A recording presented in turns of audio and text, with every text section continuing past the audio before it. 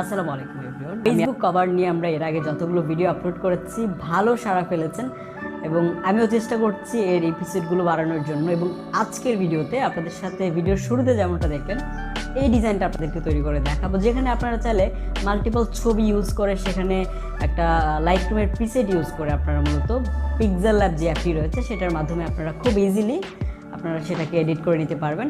আর pixel ল্যাবের PLP ফাইলের link ভিডিওর ডেসক্রিপশন বক্সে দেওয়া থাকবে, সেটা আপনি ডাউনলোড করে আপনাকে পিক্সেল ল্যাবের নিয়ে কাজ করতে হবে।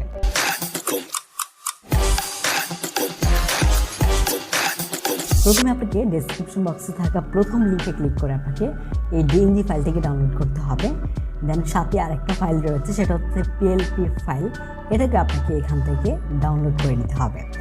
ডাউনলোড শেষ হওয়ার পর আপনাকে পিক্সেল ল্যাব অ্যাপটিকে ওপেন করে এখান থেকে টেক্সটটা সরাতে হবে। নতুন নাম পিকচার এডিটর এটির, তো 3 ডট থেকে আপনাকে চলে যেতে হবে তারপর ইমেজ সাইজে। দেন এখানে ফেসবুক কভারটিকে সিলেক্ট না করে আমরা ইউটিউব ব্যানারটিকে সিলেক্ট করলাম এবং কেন সেটা দেখাচ্ছি পরে।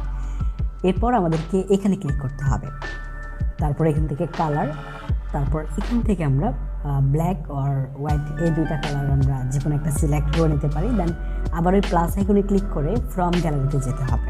তারপর আমাদের ছবিগুলোকে এক এক করে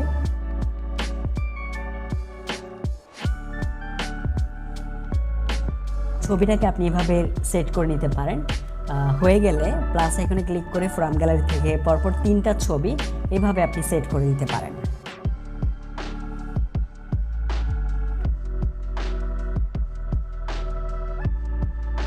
এরপর আমাদেরকে আবারও চলে যেতে হবে, কাজটা শেষ হওয়ার পর এই প্লাস আইকনে ক্লিক করে দেন শেপ। এখান থেকে আপনাকে একটা হোয়াইট শেপ নিতে হবে। এভাবে এই শেপটাকে জেনারেট করে আমরা এই দিকটাতে সেট করে দিব। তারপর এখান থেকে রাইট বাটনে ক্লিক করে কপিতে ক্লিক করব। তারপর এটাকে আমরা নিচে সেট করে দিব ঠিক এইভাবে। আর আপনি যদি শেপের কালার চেঞ্জ করতে চান তাহলে আপনি শেপ অ্যাড করে নিচে আসলে আপনি এখানে কালারের অপশন পাবেন। এখান থেকে আপনি চাইলে ব্ল্যাক কালারও চুজ করতে পারেন। দেন আবার এখান থেকে আমরা এটাকে সেভ করে নিব। এখান থেকে আমরা কাস্টমে যে আলট্রা সিলেক্ট করে তারপর এখান থেকে সেভ টু গ্যালারি। তারপর আমাদের ফাইল ম্যানেজার থেকে পিক্সেল ল্যাব এখানে যে দেন এটাকে আমরা সিলেক্ট করে শেয়ারে ক্লিক করে এখান থেকে লাইটরুমে এটা আমরা অ্যাড করে দিব। এরপর আমাদের ডাউনলোড করা ডিএনজি বা প্রিসেট যেটা রয়েছে সেটাকে আমরা সিলেক্ট করে একইভাবে শেয়ার থেকে আমরা লাইটরুমে এটা অ্যাড করে দিব। তাহলে দুইটা ফাইল আমাদের ইম্পোর্ট হলো লাইটরুম অ্যাপে। এখান থেকে লাইটরুমে যে আমরা প্রথমে ডিএনজি প্রিসেটটাকে এখান থেকে ওপেন করব।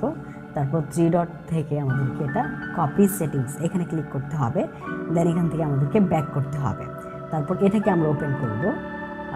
তারপর আবার ওই 3 ডট থেকে আমরা পেস্ট সেটিংস এখানে ক্লিক করে দেব।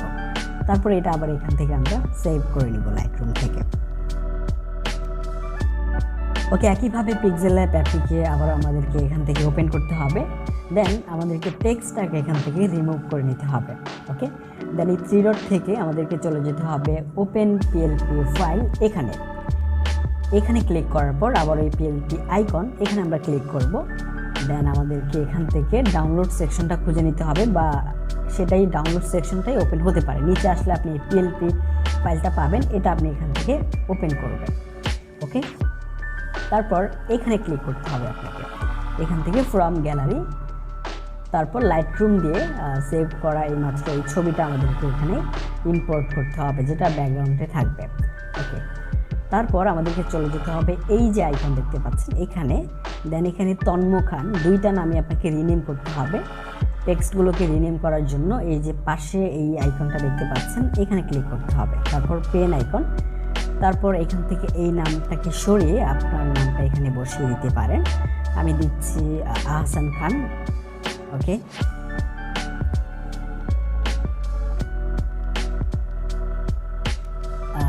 এরপর আবার আমাদেরকে একইভাবে এই নামটাকে আমাদেরকে রিনেম করতে হবে। এটা হচ্ছে ওভারলে হিসাবে আছে, আমরা একইভাবে এটাকে আমরা রিনেম করে নিলাম। রিনেম করে তারপর নিচে আরও টেক্সট রয়েছে, সেগুলোকে আপনি চাইলে একইভাবে রিনেম করে নিতে পারেন। ওকে, সো এরপর আপনাকে এই টেক্সটটাকে আহসান খান যে টেক্সটটা রয়েছে উপরে এটার নিচে আপনাকে বসিয়ে নিতে হবে ঠিক এইভাবে। ওকে, দেন এখান থেকে আপনাকে সেভ করে নিতে হবে আপনার এই ডিজাইনটিকে। Next episode. আসসালামু আলাইকুম।